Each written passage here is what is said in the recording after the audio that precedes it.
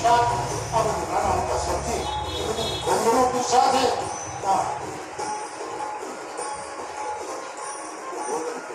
એમાં મગન બાપા નામના બ્રાહ્મણ દેવતા હતા. 25 લાખ રૂપિયા એવું કવિ મગન ખાવે 25. બાજુમાં આનંદરામ નામના બાપા હતા એ 32 રૂપિયા.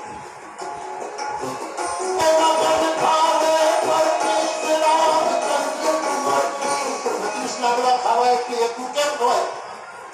દાળ 30 કટોરા 20 કટોરા દાળ થઈ ગયો ખીર કરવાનું.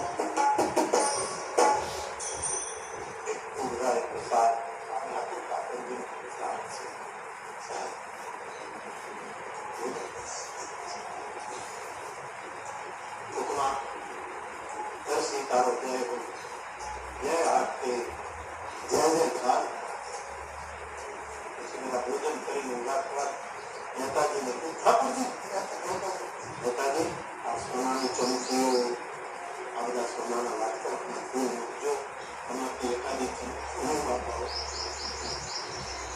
એ વાસનો હવે અમે ન રાખી એકદમ બધા લેતા અને સાહેબ